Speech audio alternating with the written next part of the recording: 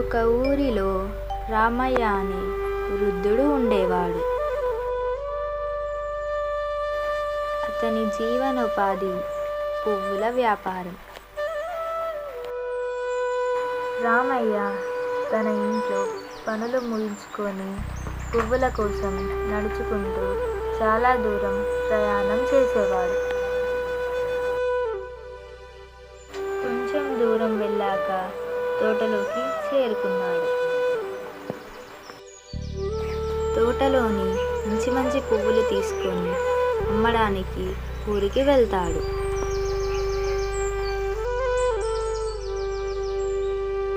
తన దగ్గరున్న జాజి, కాశీ, గులాబీ పువ్వులు అమ్ముకుంటూ ఉండేవాడు.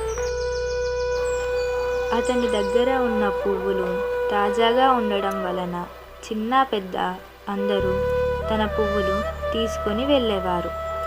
రామయ్యకు మంచి వ్యాపారం జరిగేది. రామయ్య పని ముగించుకొని ఇంటికి వచ్చాడు.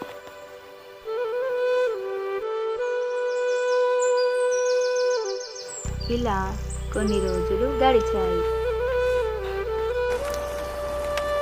హఠాత్తుగా ఒకరోజు పెద్ద వాన కురవడంతో తోటలోని పువ్వులు దెబ్బతిన్నాయి. రోజంతా ఆయనకు అమ్మకం జరగలేదు. ఇప్పుడు ఎలా అని నిరాశగా కూర్చొని బాధపడుతూ ఉన్నాడు.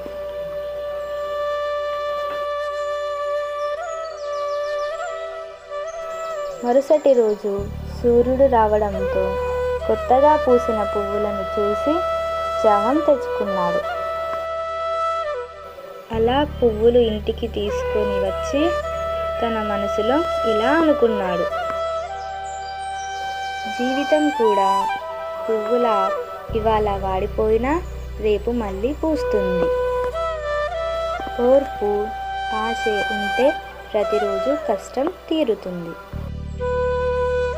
అలా ఇంట్లో ఉన్న పువ్వులు ఊర్లోకి తీసుకొని వచ్చి సంతోషంగా అమ్ముకుంటూ ఉంటాడు. ఆ తరువాత గ్రామంలో ఎవరికైనా కష్టం వస్తే రామయ్య దగ్గరకు వెళ్ళి ధైర్యం తీసుకొని వచ్చేవారు. అతని పువ్వులు కేవలం అందం కోసం కాదు, ఆశే ఆనందం కోసం కూడా మారాయి. ఈ కథలో నీతి ఏంటంటే, కష్టం శాశ్వతం కాదు, ఆశే ఓర్పు ఉంటే జీవితం మళ్ళీ పూస్తుంది. ఇలాంటి మరిన్ని వీడియోస్ కోసం వెంటనే మన ఛానల్ని సబ్స్క్రైబ్ చేసుకొని బెల్ ఐకాన్ని ఆన్లో పెట్టుకోండి. ఇలాంటి మరిన్ని వీడియోస్ను మీ ముందుకు తీసుకొని వస్తాం.